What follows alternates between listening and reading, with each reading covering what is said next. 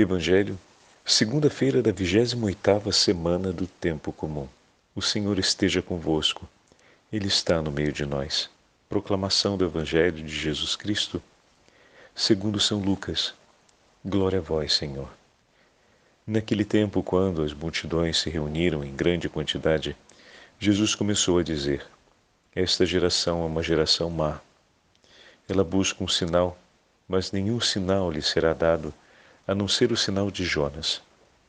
Com efeito, assim como Jonas foi um sinal para os ninivitas, assim também será o Filho do Homem para esta geração. No dia do julgamento, a rainha do sul se levantará, juntamente com os homens desta geração, e os condenará. Porque ela veio de uma terra distante para ouvir a sabedoria de Salomão. E aqui está quem é maior do que Salomão. No dia do julgamento, os ninivitas se levantarão juntamente com esta geração e a condenarão, porque eles se converteram quando ouviram a pregação de Jonas, e aqui está quem é maior do que Jonas. Palavra da salvação. Glória a vós, Senhor. Segunda-feira da 28ª semana do Tempo Comum, hoje memória facultativa de São Daniel Comboni. Em nome do Pai, do Filho e do Espírito Santo. Amém. Queridos irmãos e irmãs, hoje a Santa Liturgia nos dá a possibilidade de retomarmos o 11º capítulo. Vocês repararam essas últimas semanas como estamos caminhando? A gente está na sequência de Lucas, desde o 9º capítulo, mas sempre aos domingos saltamos para o 17º e pegamos um trechinho do 17º. E vamos pouco a pouco avançando naquele grande itinerário de Jesus a Jerusalém, e depois retornamos durante os dias feriais, ou seja, durante a semana, para aprofundarmos os passos de Jesus dentro desse itinerário e os seus ensinamentos, né? Então hoje temos mais um episódio onde o Senhor se encontra com a multidão, ou melhor, a multidão se encontra com o Senhor, porque começa no versículo 29 dizendo que como as multidões se aglomerassem, começou a dizer. Então o Senhor fala hoje direto à multidão que se aglomera à sua volta. Na nossa última meditação do 11º capítulo, falávamos a respeito dessa pessoa, que ao quanto parece uma mulher, se levanta na multidão e diz: Feliz as entranhas que te trouxeram ao mundo, e o seio que te amamentou. Muito bonita essa frase, muito significativa, porque é um ato de louvor a Deus pela vida, né, daquele que está entre nós. É um ato de bem-aventurada aquela que lhe entregou a nós. E ao mesmo tempo, bem-aventurados somos nós, porque temos a Ti. E o Senhor diz, muito mais bem-aventurado, ou seja, felizes antes os que ouvirem a palavra de Deus e as observarem. Então, contemplar o Filho de Deus ainda não é a participação na máxima bem-aventurança. É, de fato, uma bem-aventurança para essa geração. Nós temos o que os ninivitas não tiveram. Nós temos aquilo que a Rainha do Sul não teve. A chance de ter Jesus no meio de nós e conosco, vamos acrescentar, a Beatíssima Virgem Maria. Feliz daquela cujo seio lhe gerou e cujo ventre lhe gerou e os seios lhe amamentou. Então, são as duas realidades de grande bênção que nós temos, que essa geração do Evangelho de hoje tem.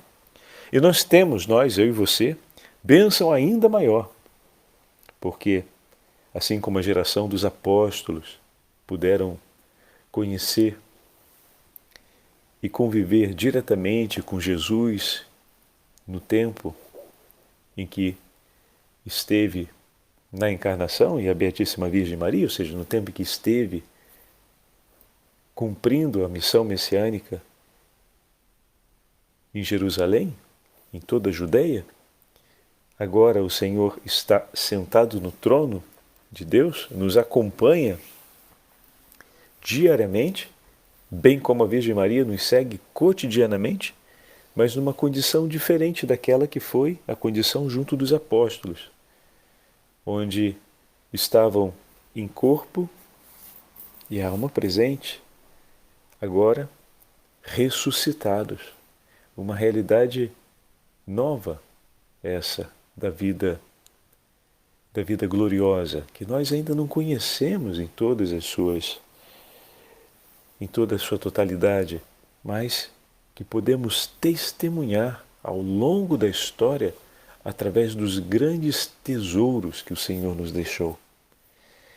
Então, se os apóstolos estiveram como geração que está ali em diálogo com o Senhor no texto bíblico, uma grande graça de poder ver e tocar no Senhor, sentar ao lado dele na mesa, ver a Virgem Maria, ter a companhia dela durante a oração no cenáculo, aos pés da cruz, em Jerusalém, durante o tempo entre os dias, entre os dias, da morte e ressurreição do Senhor, e depois disso, no início da vida apostólica, nós temos a graça de tê-los conosco, presente ao nosso lado, de maneira gloriosa e misteriosa a nossa compreensão, que supera a nossa possibilidade de um entendimento imediato, mas que ao longo dos séculos o Senhor mostrou com muita clareza.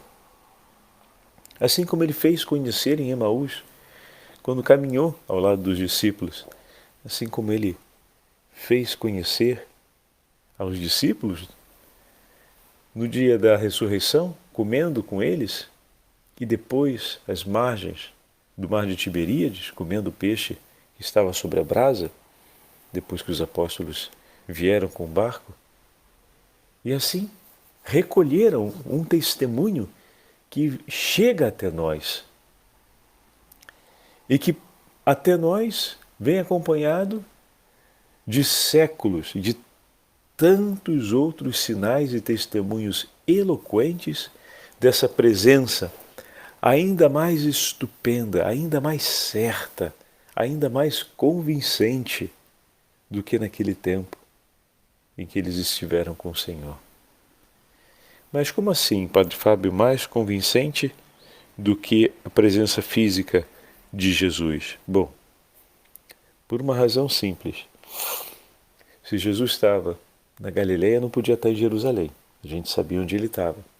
Então, sabia que ele não estaria aqui. Mas agora, o Senhor ressuscitado está em todas as partes, em todos os lugares.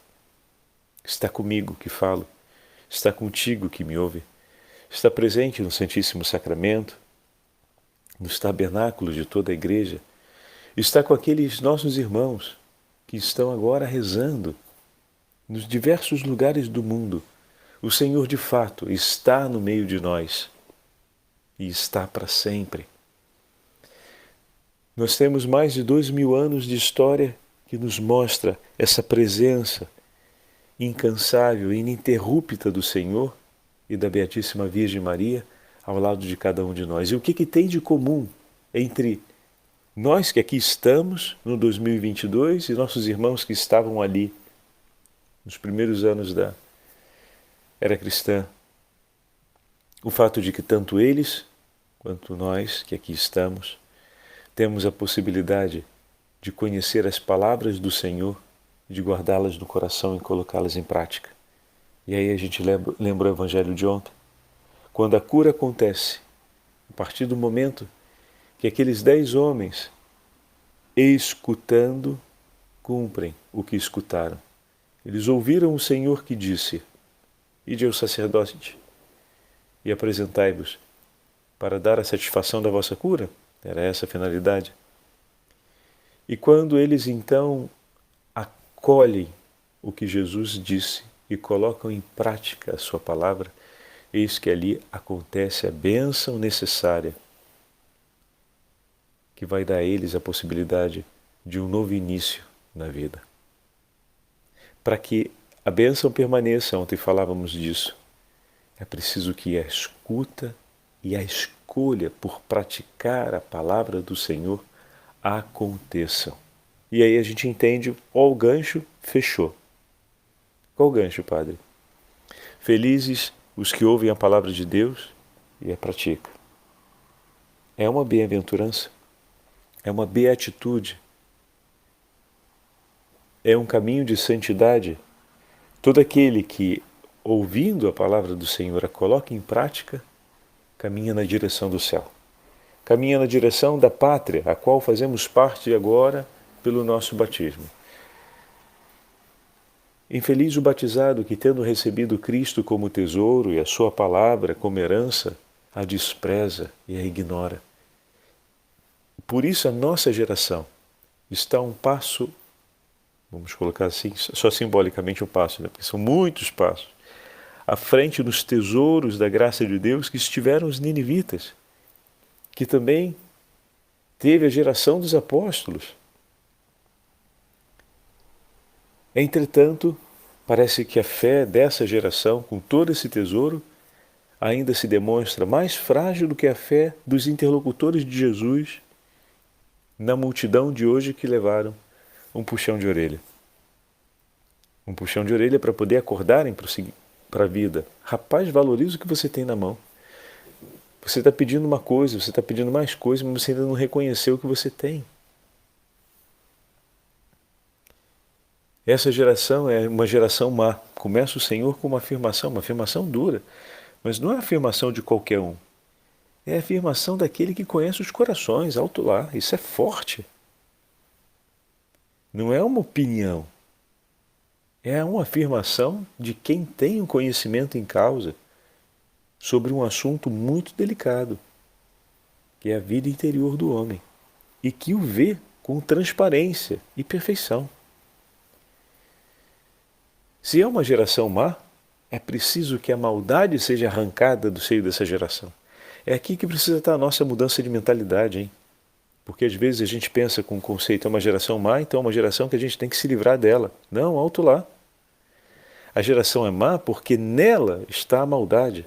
Então é preciso retirar essa maldade de dentro.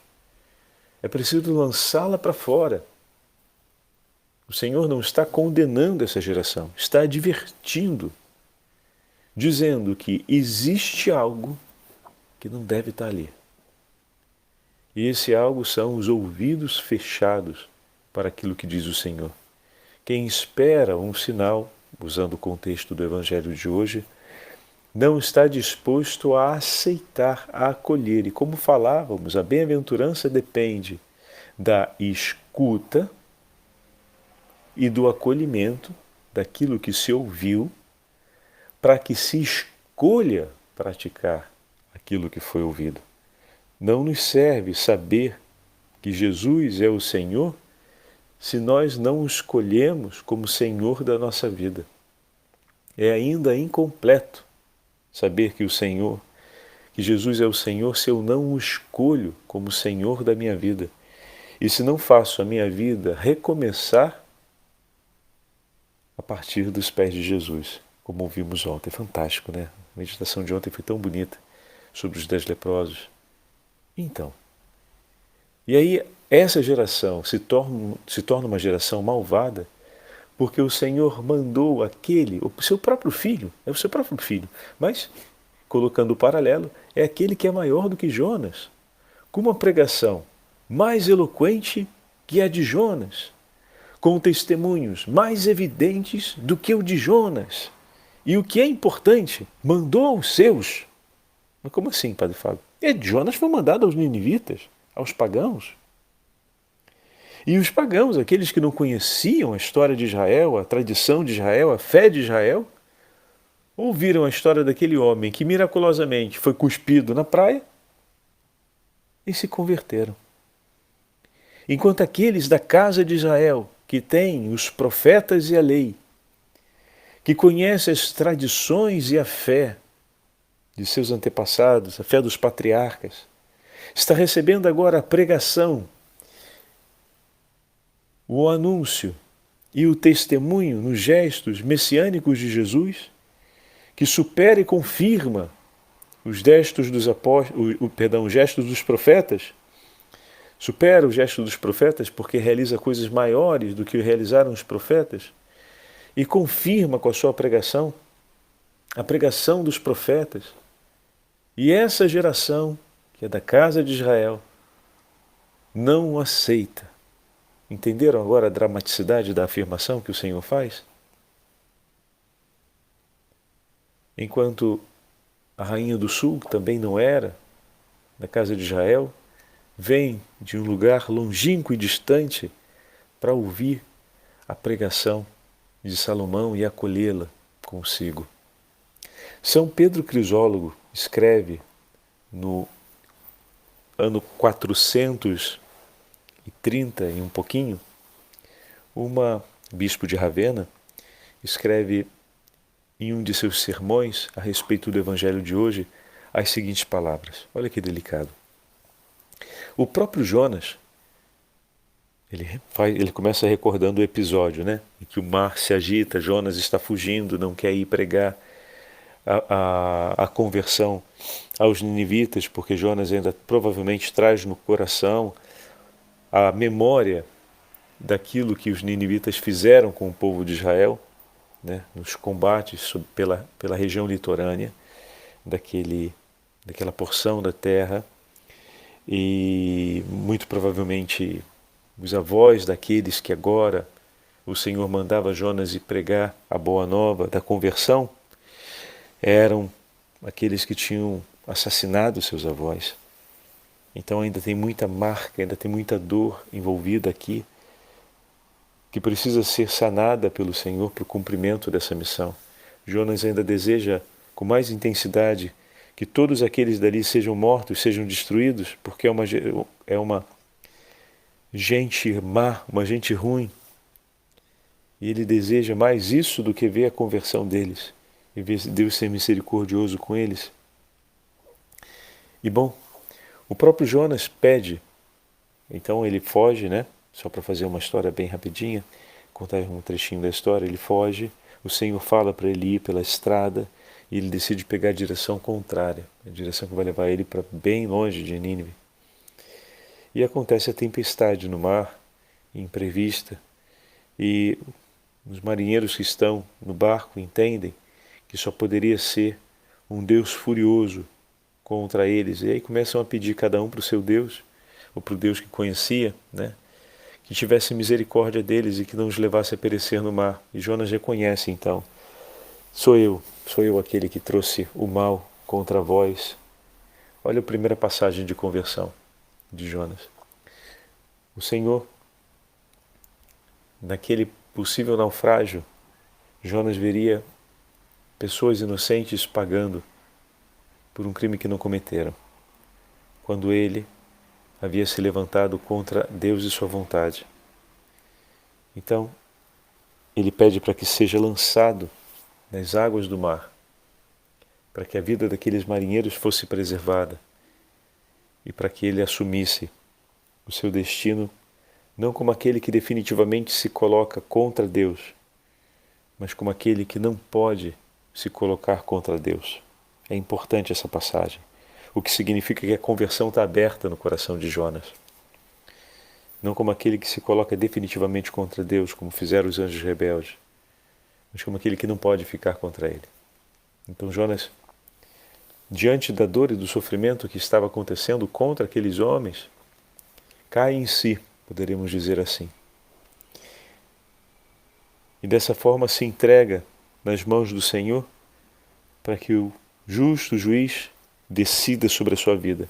E poderíamos dizer que o Senhor continuou escolhendo Jonas porque ele não queria a morte de Jonas. Ele queria que Jonas abandonasse a dureza e a maldade de seu coração e abraçasse a sua voz, porque queria fazer de Jonas um instrumento de misericórdia pelo povo de Nínive. Mas como poderia fazê-lo um instrumento de misericórdia sem que a misericórdia do Senhor curasse por primeiro o coração de Jonas? Deus não queria colocar a vida de Jonas a perder-se. Deus queria salvá-lo da maldade de seu coração. Olha que lindo isso. Então vamos voltar aqui a São Pedro Crisólogo. O próprio Jonas então pede que o atirem para fora do barco. dentro das águas do mar. Pegai em mim e lançai-me ao mar, simbolizando assim aquela paixão voluntária do Senhor que se lança por nós. Mas eis que surge um monstro das profundezas, eis que se aproxima um grande peixe que vai realizar e expressar plenamente a ressurreição do Senhor, ou melhor, engendrar esse mistério para nós. Eis o monstro, imagem terrível do inferno, que quando abre a garganta faminta para o profeta, prova e assimila o poder de seu Criador, e ao devorá-lo, se compromete, na verdade, a nunca mais devorar ninguém. A temível morada das suas entranhas prepara a morada para o visitante que virá do alto, de tal maneira que aquilo que fora causa de desgraça se torna barca impensável para uma travessia necessária, retendo o passageiro e expulsando-o na margem 3 dias depois. Assim era dado aos pagãos o que tinha sido arrancado aos inimigos de Cristo. E aos que pediram um sinal, o Senhor achou por bem dar-lhes apenas esse símbolo, o de Jonas, pelo qual compreenderiam que a glória que esperavam receber de Cristo também devia ser dada aos pagãos. Pela malícia de seus inimigos, Cristo Jesus, então ele falou agora, comentou de Jonas, foi um comentário alto, mas agora ele vai mostrar de maneira mais simples. Pela malícia dos seus inimigos, Cristo foi mergulhado nas profundezas do oceano do caos. Olha que bonito. Que é a morada dos mortos. Então, pela maldade dos corações, ele foi lançado nas profundezas. Jonas, pela maldade de seu coração, e poderemos dizer, se fazemos esse paralelo, que ele trazia consigo uma dor que era comum do seu povo, também pela maldade que estava em seu coração, que era a maldade do seu povo, que era esse espírito de vingança por tudo que tinha acontecido, e essa vontade de deixar morrer aqueles que fizeram morrer os nossos pais, foi lançado nas águas. E assim como a morada dos mortos, como vai ser falado agora, veio engolir Cristo, também as águas, ou também o grande peixe veio engolir Jonas. E ao invés de entregar a Jonas a morte, o devolve às margens da vida, para que fosse anunciada a salvação aos pagãos. Entenderam agora a imagem com Cristo? Assim também a mansão dos mortos engole Cristo, que desce às profundezas das entranhas da morte e anuncia ali a vida. E aquele que deveria ser o lugar último, ou que se tornou o lugar último para as almas, agora se torna o lugar de passagem, onde as almas, caminhando com Cristo, chegarão às margens da vida, não mais a vida de antes, mas agora a vida eterna. E assim Cristo Jesus, vencendo a morte, volta às margens da vida para anunciar aos homens a ressurreição e anunciar a todo aquele que ouvir a sua palavra e a observar, que caminharão através das profundezas da sombra da morte, e o Senhor caminhará com eles para que cheguem às margens da vida eterna. Lindíssimo! Agora deu para compreender melhor, né? E ficou mais claro. Vamos voltar para São Pedro Crisólogo. Pela malícia de seus inimigos, Cristo foi mergulhado nas profundezas do caos, que é a morada dos mortos. Durante 3 dias, percorreu todos os recantos dessa morada ao encontro das almas. E quando ressuscitou, ao mesmo tempo que destruiu a maldade dos seus inimigos, fez brilhar a sua própria grandeza e o seu triunfo sobre a morte. É justo, pois, que os habitantes de Nínive se elevem no dia do juízo para condenar esta geração, a nossa, pois eles converteram-se pela proclamação de um só profeta naufragado, estrangeiro à sua pátria, desconhecido para eles, enquanto as pessoas da nossa geração depois de tantas obras admiráveis, de tantos milagres, depois de terem visto e ouvido o que Cristo fez por nós, incluindo o brilho da ressurreição que conheceram pelo anúncio dos apóstolos, mas também pelas vezes em que foram ressuscitados por Cristo no sacramento, não se tornaram ainda crentes, nem se converteram a esse Senhor. E ainda restam em dúvida se devem ouvir e seguir a palavra daquele que venceu a morte.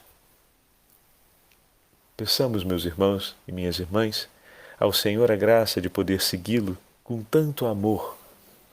Dai-nos a graça, Senhor, de seguir as Tuas palavras, de guardá-las no profundo do nosso coração e derrama sobre nós a potência do Espírito Santo, para que nós possamos escolher em nossa liberdade cumprir o que o Senhor nos ensinou. E que a nossa vida não seja vida sem Ti, que a nossa vida recomece nessa semana e sempre aos Seus pés, Senhor, e que o nosso caminhar seja por Ti e contigo. Amém. Hoje a Igreja celebra a memória de São Daniel Comboni, São Daniel Comboni, que eu tenho a alegria de comentar com vocês um pouquinho, o grande missionário da África, e porque tenho a alegria de conhecer muitos sacerdotes combonianos e irmãos combonianos, e para mim são um verdadeiro orgulho e um sinal da presença de Deus.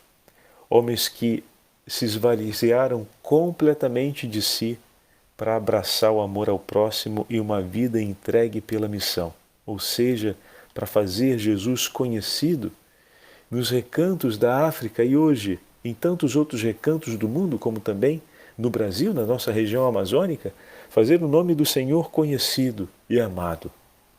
Mas não fazem isso sem fazer da sua vida uma entrega de amor por aqueles a quem anunciam. São, poderíamos dizer, como Jonas, que atravessam os mares de um lado a outro do mundo, percorrem caminhos longuíssimos para, chegando ali, entregar a sua vida a fim de que o nome de Cristo seja conhecido e a alegria dos corações seja grande. E depois fazer partir daqueles povos, a partir dos filhos que se consagram, que se entregam ao serviço do Evangelho, fazer partir no meio daqueles povos o anúncio do Evangelho, de maneira que as gerações conheçam e proclamem que Cristo é o Senhor.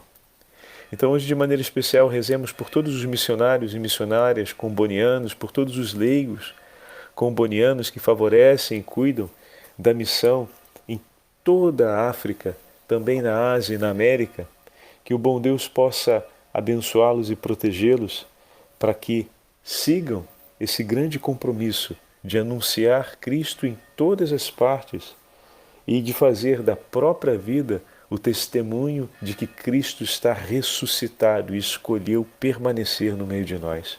E que o Senhor gere muitas vocações, que as gerações que, conhecendo a vida e o anúncio dos missionários, se alegrem em ver seus filhos seguindo o mesmo caminho de missão e, desse modo, as gerações futuras conheçam e também façam partir a própria vida, façam começar a própria história de vida dos pés de Jesus, para com Ele caminharmos a pátria eterna. O Senhor esteja convosco, Ele está no meio de nós. Pela intercessão de São Daniel Comboni e pela intercessão da Beatíssima Virgem Maria, Rainha dos Missionários e Rainha das Missões, nesse mês de outubro, abençoe-vos o Deus Todo-Poderoso, Pai, Filho e Espírito Santo. Amém.